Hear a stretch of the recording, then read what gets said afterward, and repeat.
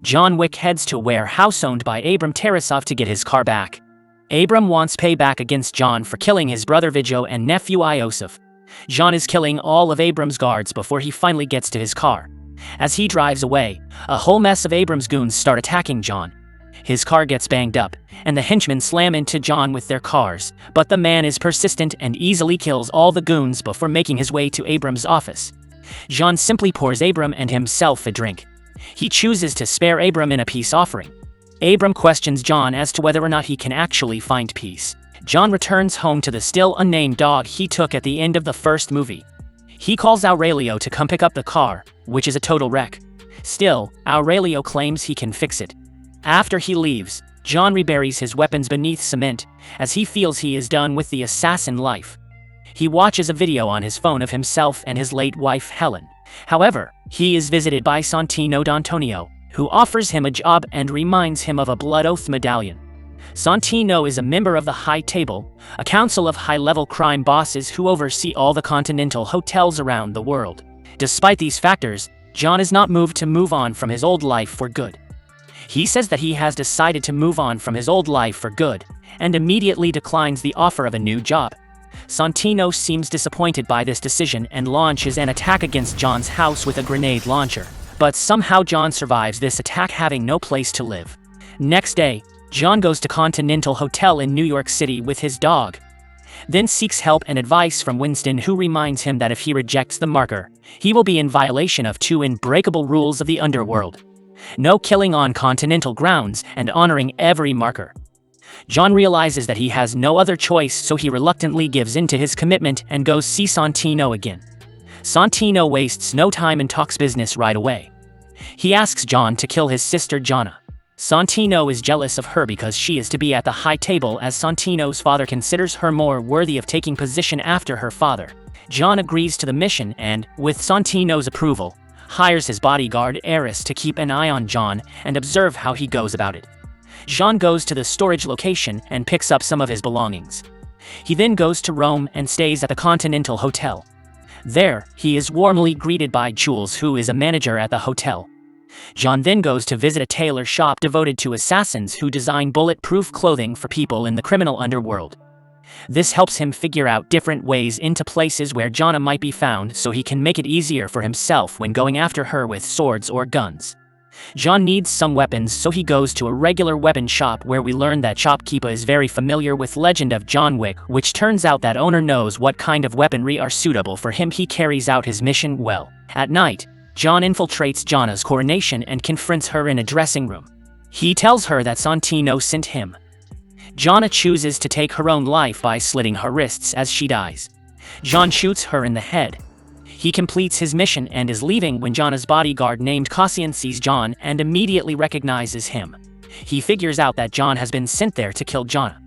Cassian immediately attacks him. They engage in a shootout where John is able to get away from Cassian's henchmen and flees to the catacombs, where he gets double-crossed by Ares, the woman Santino appointed to keep an eye on John. Cassian and John, along with their henchmen, plan to tie up loose ends by killing John after eliminating most of the henchmen. Cassian pursues John in a fierce shootout at the Continental Hotel, which, like New York's Continental Hotel, prohibits conducting business on its grounds.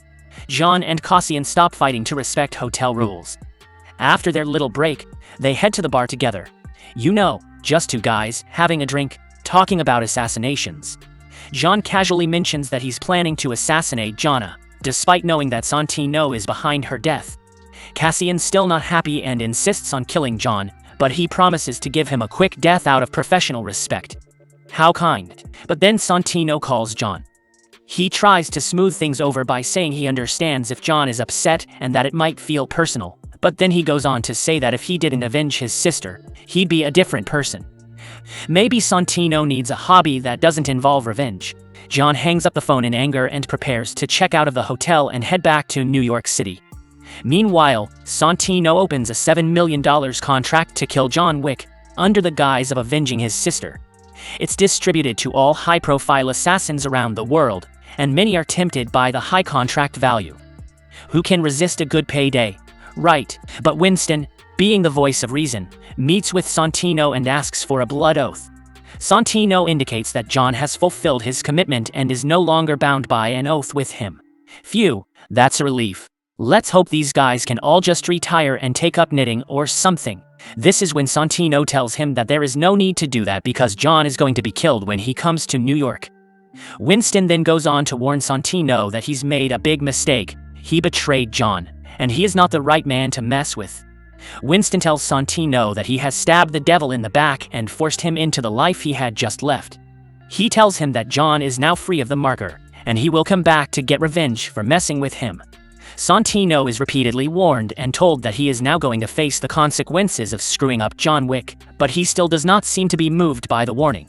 He seems sure that John is not going to be able to approach him, and he will not be able to kill him. John, on the other hand, arrives in New York City, and he receives a warm welcome with bullets from assassins who are trying to claim $7 million. The man finds himself constantly under attack as he walks the streets of New York. John himself is a high-profile assassin, so trying to kill him does not turn out to be a walk in the park for the other assassins as well. He faces some trouble dealing with a fat assassin, but he manages to shoot him in the head. He gets attacked at a subway station, but he manages to kill the killer with a pencil. He continues walking in the subway where he is confronted by Cassian. Old friends meet again. They once again engage in a gun battle with silencers in the crowd to prevent causing chaos. The two then get into a physical fight. After engaging in a vicious fight, John manages to stab Cassian in the aorta with a knife, leaving his fate uncertain. John himself gets seriously injured and finds himself in need of help. He sees a beggar and seeks help from him, giving him a gold coin. The beggar helps him out and he is able to escape from there. John still needs help, so he goes to meet an underground crime boss known as the Bowery King. The Bowery King's man treats John's injuries. John then asks the Bowery King to help him find the location of Santino. He asks him to use his underground network to find out the whereabouts of Santino and demands his weapons as well. The Bowery King asks John why he should help him out in the first place. John makes a valid point by saying that if Santino manages to get a seat at the high table, then he will be removed from office and he will lose his resources. John tells him that if this happens, the Bowery King will no longer be able to control his underground networks. This is when the Bowery King realizes that John has put forward valid points. He starts thinking about it. The Bowery King is intrigued by John's intent to kill a member of the High Table. The Bowery King decides to help him out and gives him a gun with only 7 bullets, 1 for each million of the contracts. $7 million gets you 7 rounds. And directs John to an art museum where Santino holds a gala. John is now in a tight situation after getting a weapon with only 7 bullets and information on Santino's whereabouts. John directly goes to the museum and starts slaughtering Santino's men. Bodies continue to pile up as he cleanly executes the lot of them. John chases Santino through a hall of mirrors before having to fight Ares. However, Santino gets lucky as his mute security enforcer, Ares, gets there and Santino manages to escape. John makes quick work of the other henchmen of Santino, killing all of them. He then comes face to face with Ares and the two engage in hand-to-hand combat.